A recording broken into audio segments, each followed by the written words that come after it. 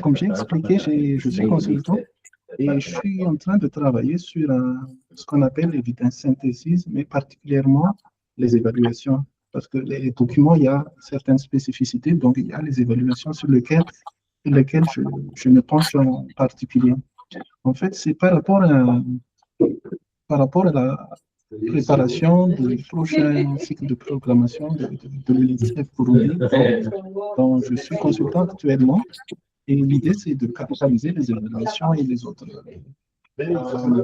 documents aussi en termes de gestion de connaissances. Donc, essayer de capitaliser, de le mettre dans une plateforme pour que ce soit facilement disponible. Et spécifiquement pour l'UNICEF, il y a une planification basée sur le droit. Les Nations Unies ont parlé sur le droit, mais pour l'UNICEF, c'est basé sur les droits des enfants. Actuellement, il y a le programme, c'est un peu je dirais, le label sur lequel on est en train de migrer. Nirine? Marche de planification, oui. Oui. Désolée, hein, en te coupant, mais est-ce que tu peux élever un peu ta voix? Parce que c'est pas très OK. aussi avec Je vois. OK. Donc, par rapport à ces besoins déjà spécifiques, le contrainte pour moi, c'est d'être un consultant qui doit faire le travail d'une équipe. J'ai déjà mené auparavant des synthesis, mais avec toute une équipe, mais ça donne aussi une autre série de contraintes. Mais pour ce cas spécifiquement, c'est quelque chose à petit budget, donc le coût de la consultance. Normalement, on devrait avoir des assistants de recherche, mais qui demandent aussi de supervision, coordination, comment intégrer les inputs de chacun. En même temps, on a des contraintes de délai aussi. À part ça, le plus grand souci quand tu dois travailler avec une équipe, c'est qu'il faut avoir que chaque participant ait une maîtrise des différents concepts. Alors, le cas ici, c'est un peu particulier parce qu'il y a des différents concepts qui sont pas forcément connus des communs. Là. Et il y a aussi la spécificité du processus de faire des métasynthèses qui est beaucoup plus une tâche académique. Bon. Il y a encore d'autres contraintes, c'est que en termes de gestion de connaissances, la solution proposée devrait être flexible, réplicable et vérifiable. Donc, c'est tout ceci qui fait que, bon, je n'avais pas tellement le choix, j'ai dû utiliser pour avoir une manière de monter la capacité de traitement.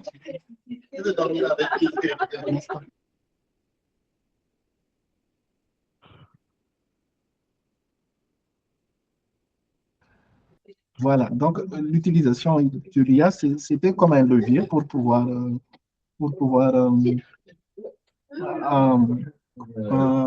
faire face à ces différentes contraintes-là. Donc, ce qui est clair, c'est que, là, j'explique un peu le positionnement de l'utilisation de l'IA. C'est que dans la conception du processus de synthèse, c'est moi, c'est-à-dire le chercheur, qui a défini comment allons-nous traiter, par quel processus on va passer pour pouvoir aboutir jusqu'aux différents produits finaux. Donc, pour identifier, par exemple, le domaine d'investigation, c'est le consultant, c'est le chercheur lui-même qui effectue définit les domaines d'intérêt à chercher dans toutes les documentations. La décision comment dire, de prendre en compte un document par rapport à un autre, c'est toujours le chercheur en lui-même. Et puis après, j'ai bien essayé de faire le coding par rapport à l'IA, mais finalement, je suis revenu par rapport à cette décision et j'ai dû faire le coding, c'est-à-dire lire les documents, faire les cotations, définir, assigner les codes à chaque cotation finalement. Et en même temps, malheureusement, il faut relire parce que des fois, les résultats apportés par l'IA peuvent être non vraisemblables. Par contre, ce qui a été programmé dans l'IA, c'est l'extraction des informations pour identifier si un rapport est pertinent ou pas. il faut le prendre. Donc, c'est beaucoup de temps, pas perdu, mais investi dans la lecture d'un document qui n'est pas forcément pertinent. Donc, c'est là un des grandes économies utilisées, grandes économies que l'utilisation de l'IA a pu fournir. Un autre élément, vous avez des cotations et il faut, dans une stratégie de codification inductive, hein, ça prend beaucoup de temps de créer les groupes de thèmes. Donc là aussi, c'était l'IA qui a été utilisée. Et enfin, assistance à la rédaction. Donc quand tu écris, on demande à l'IA d'améliorer la rédaction, ne serait-ce que les fautes d'orthographe. C'est un peu ça le positionnement méthodologique en termes de l'utilisation de l'IA. J'ai oublié de parler des différents niveaux de vérification. Il ne faut pas s'attendre à ce que l'IA soit toujours, les résultats soient toujours parfaits. Donc, il faut relire à chaque fois les produits. Donc, spécifiquement, le workflow, je vais le présenter. C'est-à-dire, je disais, pour le screening, donc, j'ai commencé par créer sur le chat GPT ce qu'on appelle des GPT spécialisés, custom GPTs. Là, en fait, il y a plusieurs manières de faire, mais j'ai choisi de créer un custom GPT. Et là, il faut créer ce qu'on dit prompt. Donc, l'exemple que je vous montre là, c'est une illustration. On définit d'abord le rôle que l'IA a joué. C'est un peu équivalent, voilà, les compétences nécessaires aussi à cet exercice, effectivement. Et puis, on met le contexte, voilà les objectifs, voilà les processus par lesquels il faut passer. Et puis, le format du résultat final, voilà aussi, il faut définir. Donc, c'est ça un peu la création du prompt pour le custom GPT.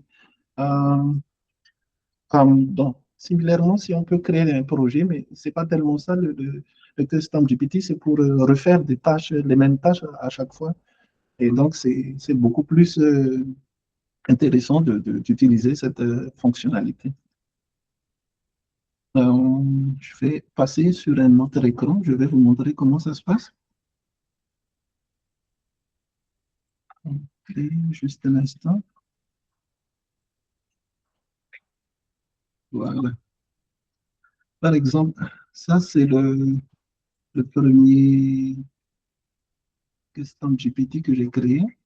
Donc, j'ai programmé pour qu'il prenne juste le document et fasse l'analyse spécifiquement, l'extraction des informations que je,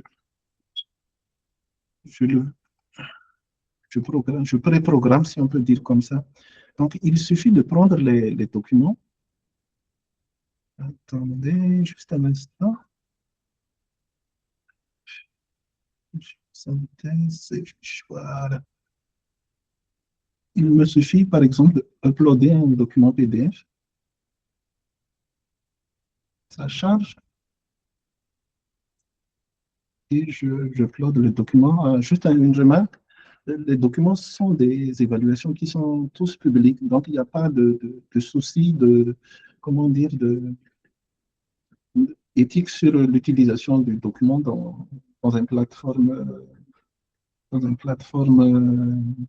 publique. Donc, vous voyez maintenant, pour faciliter au lieu de lire de A à Z le rapport, voilà, on a tous les éléments nécessaires pour faire le screening du choix de document. Est-ce que ça va passer, c'est pertinent ou pas? Donc, ça indique sur le nombre de pages, le titre, comment citer l'article. Donc là, on a tous les éléments nécessaires en quelques secondes par rapport au document. On a le design de l'évaluation, on a les autres cas, un peu plus de détails sur le type de recherche, les conclusions, les recommandations et puis les leçons de la prise. Donc, en quelques secondes, à part le moment d'uploader le document, on peut avoir facilement les différents éléments qui nous aident à choisir considérer ce document, ce rapport-là ou pas dans le mécanisme de screening, de synthèse des évaluations. Voilà, c'était l'aboutissement de programmation et l'entraînement de GPT spécifique. Après cela, voilà, c'était ça. On fait le codage manuel. Donc là, j'utilise l'Atlas TI. J'expliquais que j'avais essayé de faire avec le chat GPT pour le codage, mais l'expérience pour moi, ça n'était pas concluant. Donc, j'ai dû refaire manuellement. Mais fort heureusement, les évaluations ont des structures assez spécifiques. Donc, c'est plus facile d'identifier dans quelle partie du rapport on doit identifier quelles informations. Et puis après, une fois qu'on a on a fait comment dire, le codage qualitatif, on fait une analyse manuelle dans Atlas TI. Et l'astuce, en fait, c'est quand on fait une analyse, on choisit les cotations qui rentrent dans les conclusions d'analyse. Et puis, on fait une comment dire, on extrait comme un format de fichier Excel, un thème spécifique que vous voulez analyser, rapporter. Donc, c'est ce fichier Excel-là qu'on exporte et on réupload dans ChatGPT, mais pour un autre custom GPT spécifique prévu pour cela. Donc, il faut encore programmer aussi quelles sont les informations à extraire dans le tableau. Pour cette section-ci, il faut se concentrer sur tel code spécifiquement. Et le ChatGPT va faire une clusterisation des thèmes. Et en fonction, puisque c'est toi-même qui as fait le codage manuel, tu peux être en mesure d'apprécier la cohérence de la proposition faite par ChatGPT. Donc, il y a une interaction entre l'IA et toi-même pour ajuster en fonction de ta compréhension initiale du thème spécifique. Et puis, après cela, avec ChatGPT, tu peux passer à la rédaction. Tu vois encore un autre prompt ou bien des interactions avec la machine pour finaliser la rédaction du thème spécifique. Voilà un peu ce que je peux partager. J'ai voulu partager les écrans, mais j'ai un peu du mal avec le nombre de fenêtres qui sont ouvertes, mais je peux répondre à des questions s'il y a. Merci à vous.